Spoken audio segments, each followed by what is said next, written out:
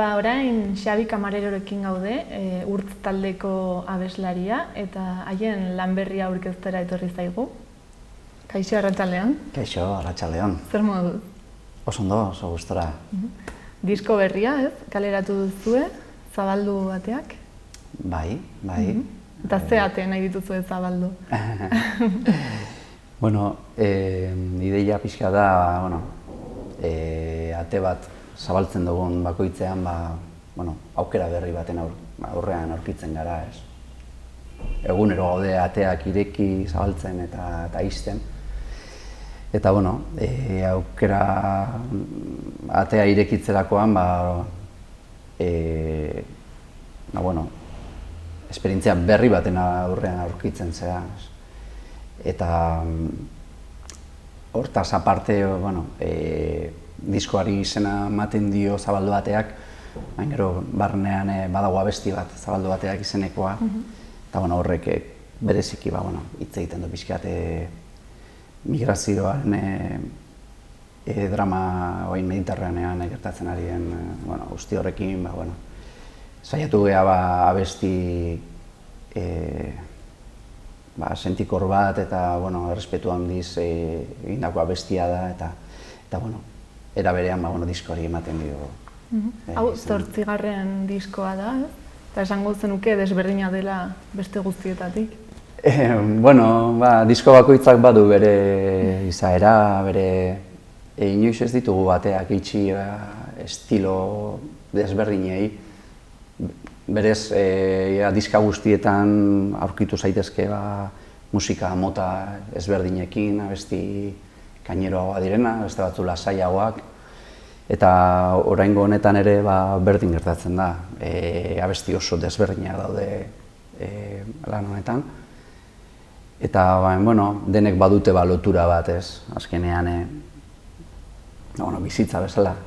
Bizitzan baditugu momentu alaiagoak, mugituagoak, beste batzu patxadazkoak, lasaiak eta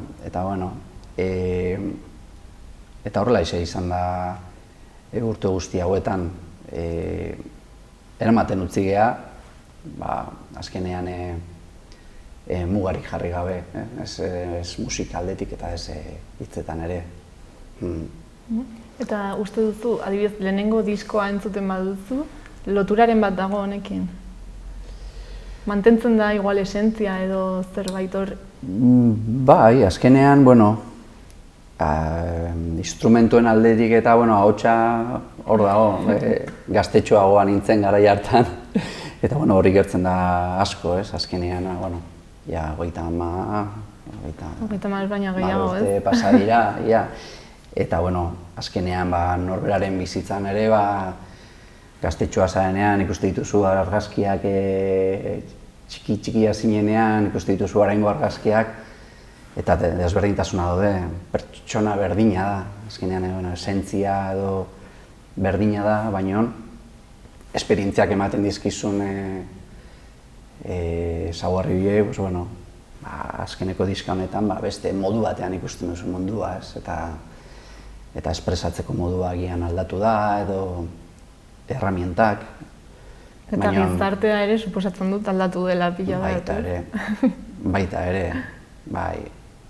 Eta, garai hartan ere gaztetxoa ginela, ez ginen hain konstiente, ez.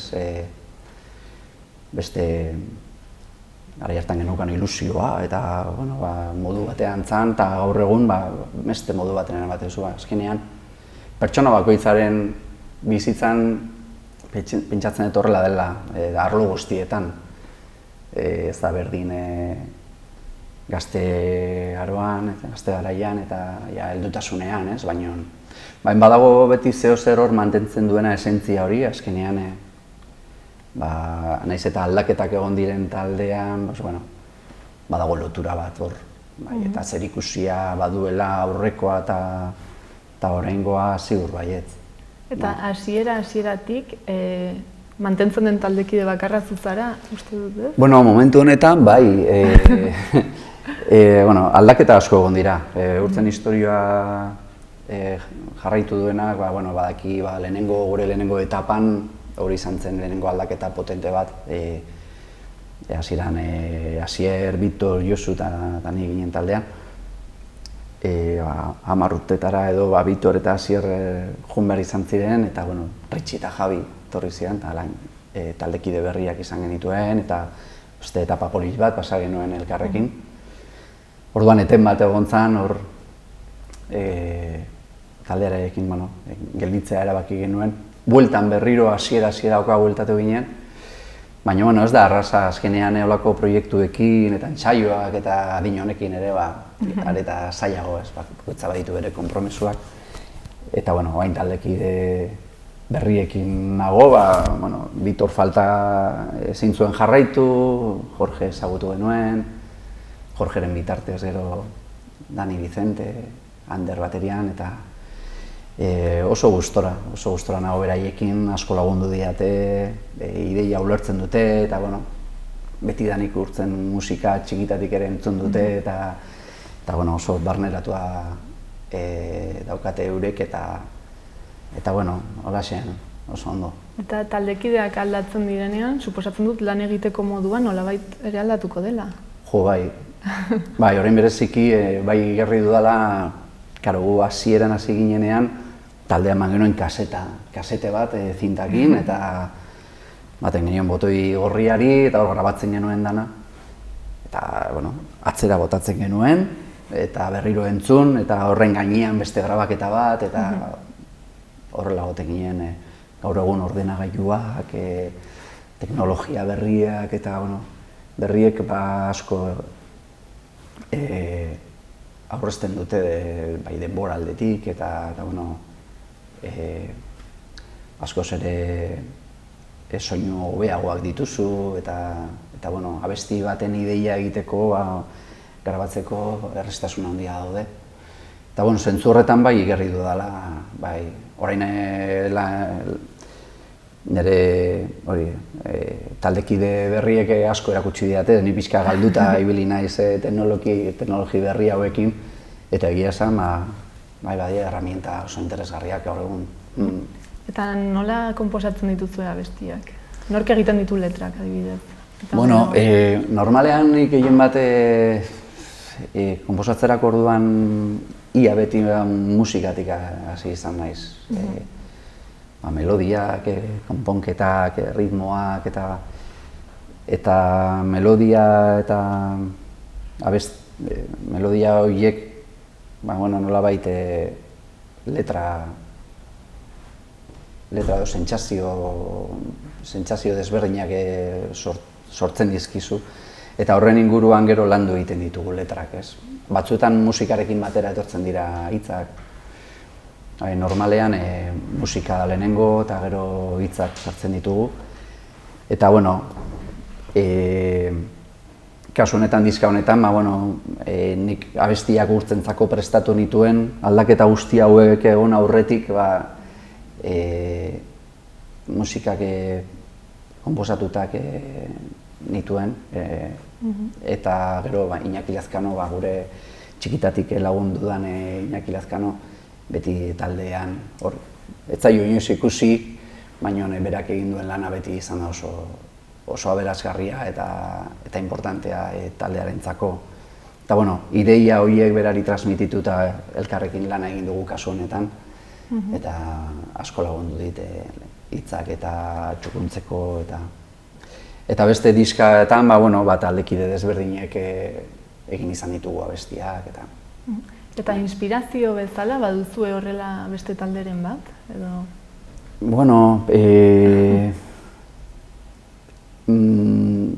Nik musika mota asko entzuten saiatzen naiz, ez naiz izten musika konkretu batera. Agian gaztetan entzuten genuela musika heavy eta gehiago gorra. Naiz eta musika lasaia ere asko oso gustoko nuen, ez? Taldean beti izan ditugu sentsibilitate desberdinak, oso ezberdinak izan geha hasierako taldekide eta hainez. Bakoitzak bat zituen bere gustuak, eta inoiz ez ditugu mugak jarri abesti bat konposatzerako orduan, ez? Orduan bakoitzak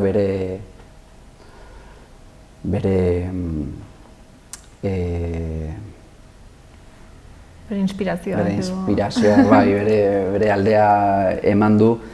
Bai, bueno, inspirazioa pentsatzen dut aurkitu dezakezela edozein momentutan, ez? Talde bezala, ba, bueno, taldea asko egon daitezke. Ni azken aldian atzerriko talde bat asko mugitu nahuena, eta nola aspaldian ez ninduen nola emozionatzen nola talde bat ezagutu dut. Azken aldian bat, Bicicleiro. Eta bueno, izan da, unkitu nahuen talde bat, azkeneko urte hauetan, zerbait berria bezala niretzako, baina bestela alegintzen naiz musika desberdina entzuten, eta bueno, sentitzen, zerbait esaten didan, ez didan esaten. Eta ongi ezagutzen duzu euskal musikaren panorama, horrela sortzen diren talde berriak eta jarraitzen dituzu? Alegintzen naiz. Gertatzen bai egon dela garai bat nahiko deskonektatua ibili naizena. Eta bueno, baina bai konturatu naizela azken urte hauetan gu hasi ginen garaiarekin konparatuz musikari oso onak daudela. Lehen baina hobeak esan jende gaztean, iruditze zait, baietz. Atera ginenean, egiten genuen instrumentuarekin algenuena. De hecho, bueno, ensaiatzen ari ginenean lokalean bertsioak egiten genituen, denetatik. Eta, bueno, gure abesti propioak hasi ginenean egiten, pues, bueno, ez genuen ensaiatzea besteri, pentsatzen gero maketa ateratzean, orduan, tabernetan banatu genituen, eta konturatu ginen, zehola jende multzo bat, gure musika gustoko zuena, ez. Baina ez genuen pentsatzen gu inoiz, diska bat grabatuko genuenik, edo kontzertutan egiten genuen, lokalean gustora ginelako, eta bai irudikatzen genuela batzutan, kontzertu bat jotzea, estenatokiak margotzen, eskolan ibiltzen ginen, eta... Ilusioarekin, ez? Ilusioa, bai, azkenean ilusioa mugitzen dudana, bai. Eta ez dakit zein zen galdera. Hori gaur egungo euskal musikari. Bai. Ze orain, igual modan bezala daude estilo berriak, ez? Bai. Lehen ezin zuen pentsatu alako musika entzungo zenik euskaraz. Hori da. Gure garaian, justo heavya, astentza, gu musika hori entzuten genuen, baina euskaraz etzan oso ohikoa, eta orduan hasi ziren euskeraz talde heavyak eta abesten. Eta gaur egun konturatzen zara, estilo guztietako taldeak daudela, taldeak ausartzen dira era guztietako musika jotzen, estilo anitza daude, eta azkenean horrek aberazten du asko musikaren mundua, ez?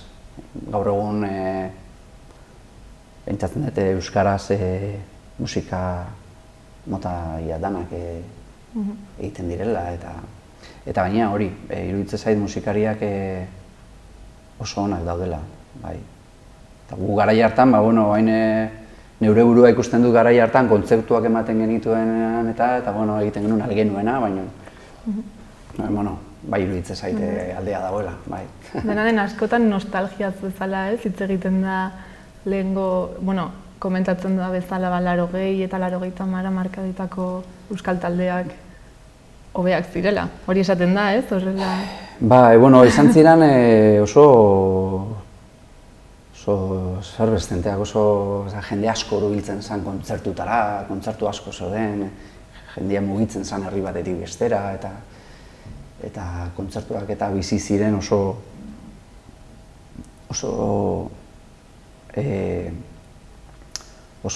gogotsu, ez dakit. Izan zen garai bat, non kontzertu piloa zeuden eta jende asko hurbiltzen zen kontzertutara. Eta ni oso eskertuta sentitu naiz beti garaioiek bizi ahal izan ditudalako, ez. Guretzako pari bat izan da hasiera-hasieratik. Hasi zanean jendea gure musika ulertzen eta bereganatzen, momentu horretatik hasi ziren taldea deitzen, euren herritara juteko, eta guretzako izan zen esperientzia bat zoragarria.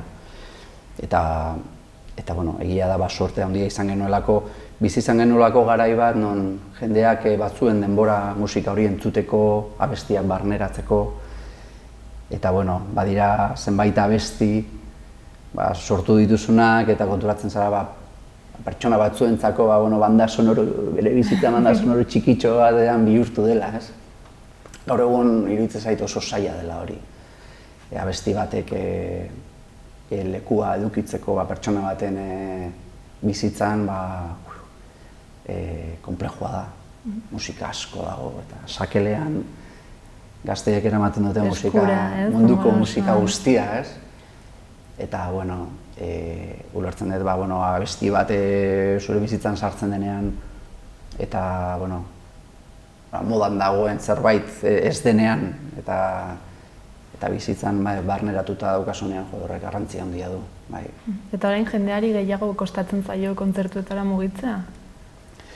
Iruditzen zait, baietz, egia esan, orain gatoz Gasteizetik eta Donostian areto txiki batzutan egon gara jotzen eta oso gustora gelditu gara etorri den jendearekin, komentatzen digutenagatik eta ez da erraza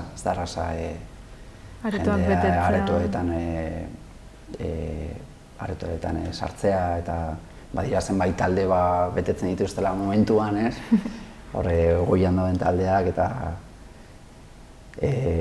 gozada bada, baina normalean ez da bat erraza.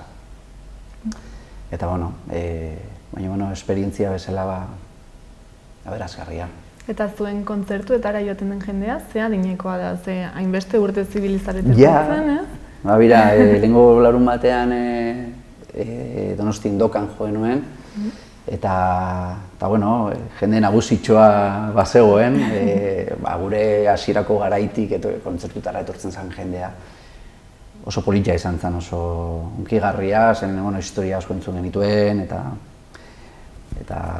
abestiak abesten zituzten. Baina bazegoen jende gaztetxoa ere, gutxiago, baina harritu ninduen jende zenbait gaztetxo hor batzuela eta abesti berriak ere ezagutzen zituzten batzuk, eta gutxiago zian, baina pentsatzen eta gian batzu direla gure garaian kontzertutara etortzen zirenen semeak edo nahi txikiak edo... Baina, normalean adin bat duten jendea hurbildu da, baina jende gaztearekin aurkitu geha ere, eta hori pozgarria da, azkenean ez dalako erraza. Mundu horretan sartzea. Eta adin desberdineko jendea elkartzea, ez, toki batean? Ederra da. Berezia da. Oso polita, bai. Eta orain, disko honekin eta ez, hilabete honetan urrian badituzue bi kontzertu uste dut, ez? Nafarroa Oinezen? Bai, urriaren 20an Nafarroa Oinezen, Tuteran egongo gara. Eta Lekeition, Lekeition, bai nola Pelaburrera hoi edia bain ditugun kontzertuak. Gasteizen izan geha, egun hauetan, Donostien, eta halaxen, ondo. Eta adibidez, Nafarroa Oinezen publikoa desberdina izango da, ez? Igual gazteagoa edo... Ez dakit. Ez dakit zer espero, eh? Ez dakit, Arraldu arte ez dakit nola izango dan. Ahaleginduko geha arratsalde poli bat pasatzen, eta gure lana aurkezten, eta garaiko abestiak ere joko ditugu noski. Disko honetan 10 abesti dituzue, ez? Zein esango zenuke dela horrela bereziena zuentzat? Izenburua ematen diona, edo? Izenburua ematen diona oso abesti berezia niretzako bai. Diskari izen ematen dio, berez ukitzen duen gaiak azken aldean asko mugitu nahu, ez? Eta iruditzen zait, saiatu geha abesti, errespetu handiko abestia izatea, sentsibilidadez eta bai musikan eta hitzetan zaintzen saiatu gara. Iruditzen zait, abesti polita autorea gelitu dela eta posik nago abesti horrekin. Eta gero badira beste batzuk, bi gurpilen gainean, adibidez, oso gertuko esperientzia baten ondorioa da, eta bizitza eta heriotzarekin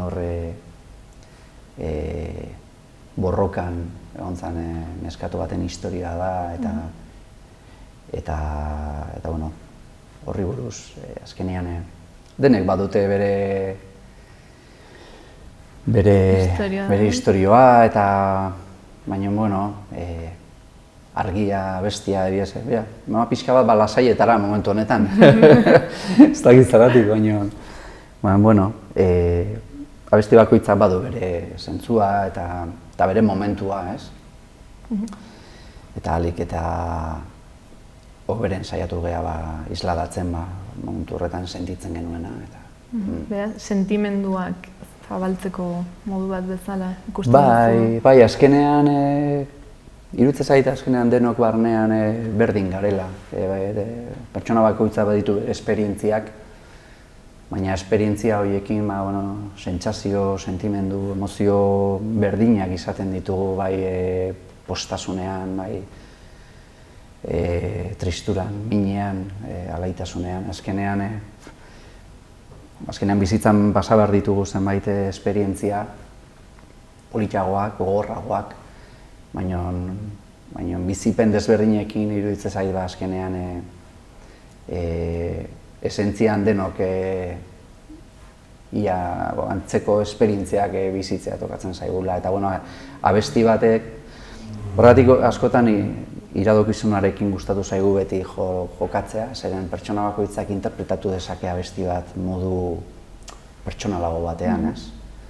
Askotan konposatzen duzunean abesti bat zerbaitin inguruan agian zaude pentsatzen, baina abestia entzuten duenak berea egin dezake eta bere bizipenarekin lotu egiten du, ez?